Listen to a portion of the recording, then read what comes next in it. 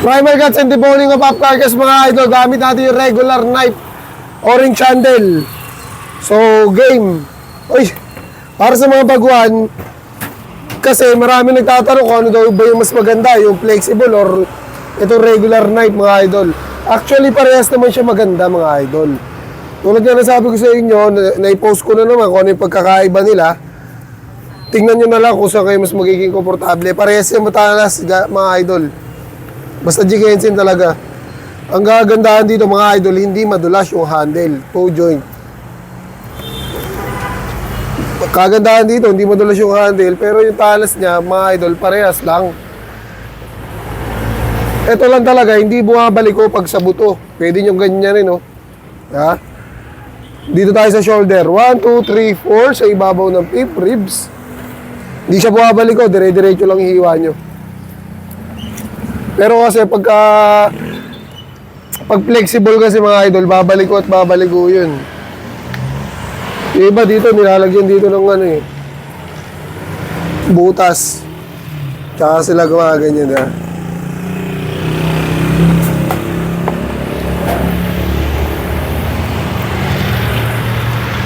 Yo.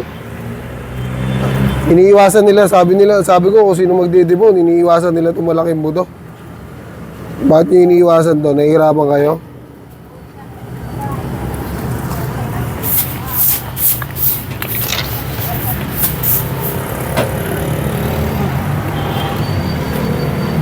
Tapos na tayo sa primal cuts, guys. Para sa mga baguhan, guys, kung bibili kayo ng knife, sa mas magiging komportable kayo. Kasi pagka hindi kayo komportable sa knife, manghihinayang lang kayo. Di ba?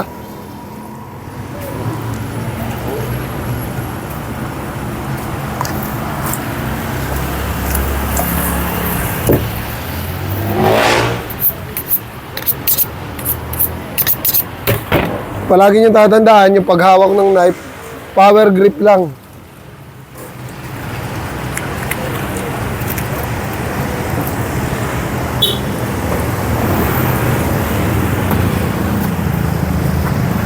Talas na ito, guys. Oh. Paling yung balat, oh, kita nyo yan, oh. Nabalatan. Yeah. First layer. Wala pa, actually guys, kala ko wala na akong knife na ganito, yung regular knife. Kaya ang lagi kong ginagamit, yung flexible. Nakita ko lang to, nung nag-deboning ako. Sabi ko, meron pa pala ako nito. Oh, sana sa'yo. Nakita ko lang to, ang regular knife ko. Nung sa mga lagayan, meron pa pala ako nito. Kaya nag-post ako talaga nito. Ano yung pagkakaiba nila.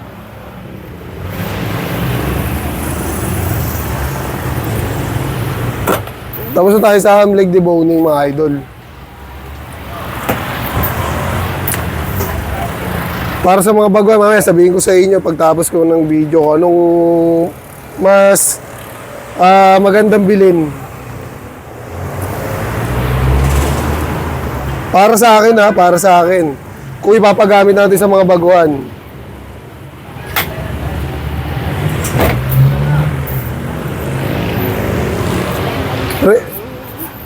Ayan, dapat makuha nyo yung tamang pag-i-steal mga idol kasi pagka nag-apply kayo at kaharap nyo yung employer, kailangan nyo yan. Proper steal. Tanggalin nyo yung mga taba rito mga idol. Ito, lagi naman natin itong ginagawa pero marami pa rin talagang hindi nakakakuha. So, ito yung litid. Ayan, yung litid na yan. Ito yung shoulder blade. Iwain natin yan. So, pag nakita nyo yung bias na yan, mga idol, wag, yung knife nyo doon, nandiyan na sa bias, huwag nyo aangat dito. Dito lang sa baba. Ayan. Dito lang sa baba, nandiyan lang duktungan yan. Kasi marami nalilito rin talaga rito. So, dahil walang buntot, adjust lang tayo half inch. Saka na tayo mag-start. And then, hiwain natin itong layer na to. Yan, pag nahiwa nyo yung layer na yan, hiwain nyo naman yung litid sa ibabaw. Pag nahiwa nyo yung litid sa ibabaw, guhitan nyo lang ng isa, angat na yan mga idol. Angat na yan, makinis na yan, ano? Yan. Hindi ko nire-recommend yung isa lang yung tatanggalin dito kasi mahihirapan yung mga baguhan doon. Kailangan parehas, tanggalin nyo. Para di kayo mahirapan, lalo na kung baguhan kayo. Di ba?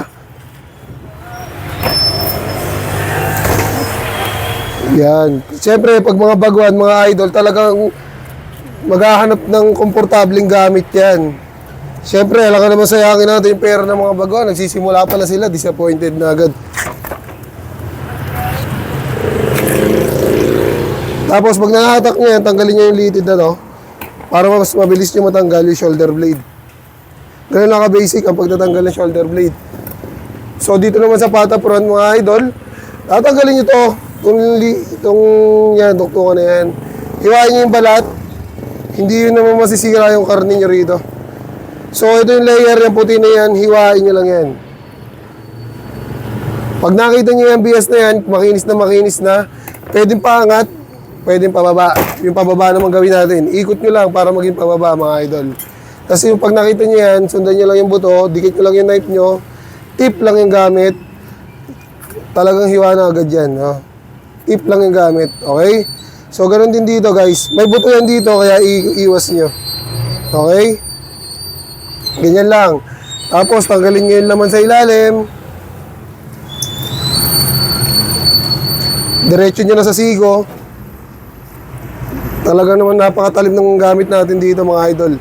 G. Gensen, orange handle, flexible. Ay, hindi pala flexible to. Regular lang pala to. Regular lang, mga idol. Yan. So, maraming salamat. Para sa lahat ng mga baguhan, guys, kung ako bibili ng knife para sa inyo, ay kung anong gusto kong knife para sa inyo, orange or green, kung nagsisimula pa lang kayo, mag-regular knife lang kayo, mga idol. Same price lang din naman yan. Pero mag-regular knife kayo para mas maging komportable kayo. Yung flexible, maalangan pa kayo dun. Medyo mabigat pa yung kamay nyo, kaya delikado pa yun. Gumagalaw-galaw yun. So, yun lang. Sana nakatulong itong video na to sa inyo. And peace out!